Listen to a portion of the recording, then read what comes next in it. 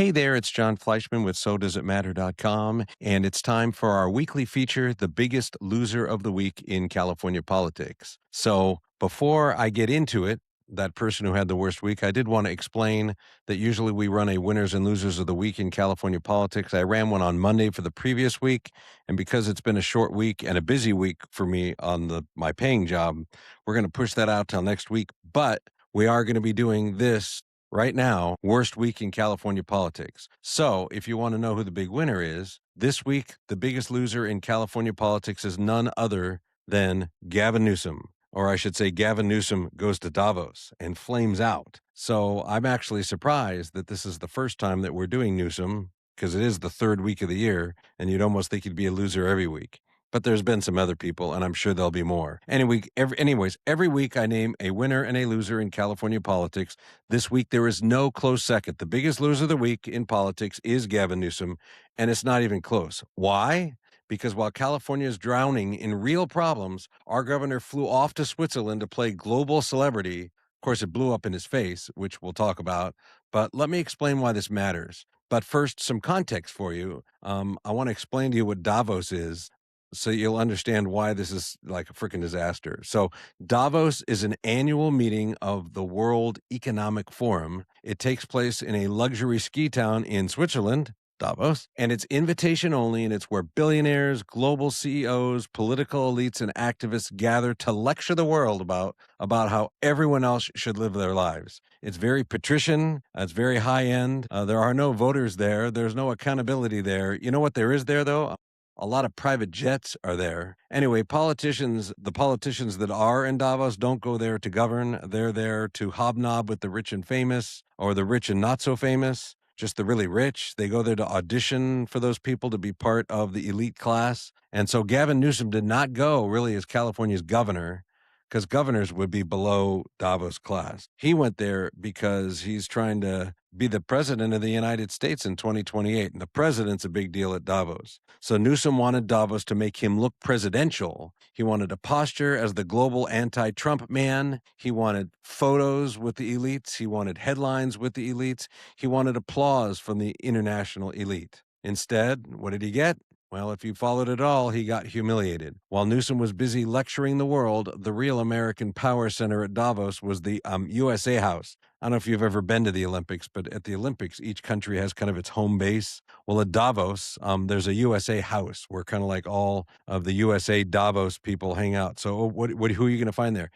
The president, cabinet secretaries, elite CEOs, and leaders that come from America are there. And they do events at the host country houses, and there were plenty of standing room events taking place at the USA House. Gavin Newsom had apparently somehow scheduled a speaking event there, one of his fireside chats, kind of like he tries to do with his weird podcast where he talks moderate while he governs conservative. But in this case, it got canceled. No doubt the president had something to do with that. It was not rescheduled. He never got a chance to speak there. But here's the key detail. His cancellation happened right after the U.S. Treasury Secretary, Scott Bessent, publicly torched his record. I was reading about it. Bessent did not really mince any words. He listed the results of Newsom's leadership of California here, talking about outmigration, talking about our gigantic budget deficit, our large homeless problem here, the largest homeless population in America, actually, and catastrophic wildfire.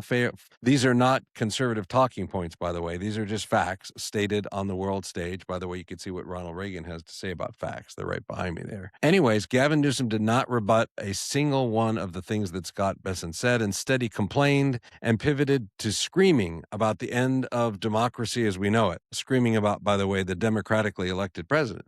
That's another story for another day. This is a pattern with Newsom. When confronted with facts, especially the facts about how bad he's governed the state of California, he goes all melodramatic. He declared that America is in code red, blinking red, on the verge of collapse. And then, in the middle of this supposed existential crisis, this is kind of a weird one, and you may have seen this on the news, he waved around knee pads. Not metaphorical knee pads, but actual knee pads. And apparently he sells them online for $100 a knee pad. And of course, the message that he was trying to say is that all of you world leaders that are getting on your knees in front of Gavin Newsom should have knee pads. Anyways, nothing quite says we're saving the republic like a merch drop.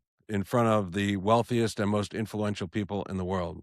It's not leadership, it's that weird influencer politics, like being on X and that sort of stuff. Anyways, then after that, to add to his loserness came, I call it the photo, and you can find this online. If I can track it down easily, I'll put it below. But this photo tells you everything you really need to know.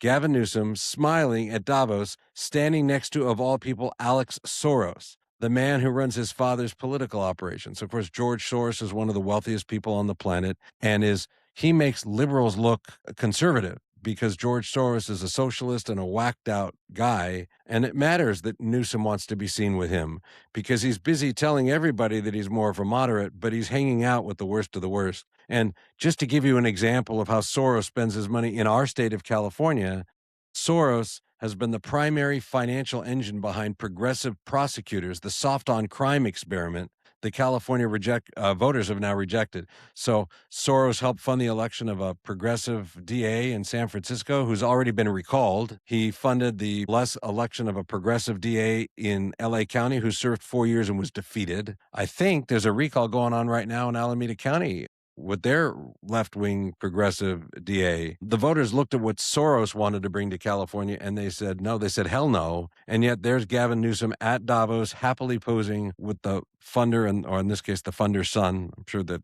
it's all family, right? Totally crazy. You do not need to allege coordination. You do not need conspiracy theories. The optics actually tell you the story. That photo says, this is the world I want to be in. So, what a loser. Anyways, it's not just conservatives that are saying this. Even centrist Democrats, strategists, as the media says, admitted that this trip made Newsom look out of touch, drifting towards what they called fancy elite stuff at the exact moment that Democrats are losing working voters. So when your own size says you look like a caricature, the problem is not messaging, it's you. As Will O'Neill, my friend, the chairman of the Orange County Republican Party, put it on Instagram, who you should follow, by the way, empty chairs for Gavin Newsom, standing room only for President Trump.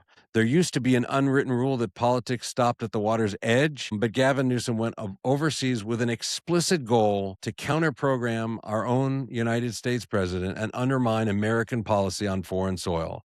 That's not bold, it's reckless, and it's a state governor forgetting his place. He did it while California legislators from both parties are openly bemoaning the budgetary mess he has left behind. So let's bring this back home. California has the highest homeless population in the nation, a massive budget hole, crushing cost of living, crazy and energy policies that are blowing affordability out of the water, a middle class that's slowly but surely leaving the state of California.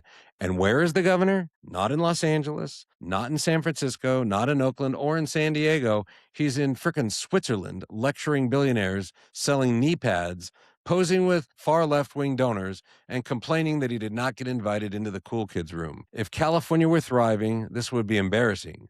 But because it's not, it's just insulting. So Gavin Newsom did not just have a bad week, the worst week in California politics. He once again reminded us of who he is. More comfortable in Davos than in downtown Los Angeles. More interested in applause than accountability. More focused on 2028 than the state he is supposed to be running.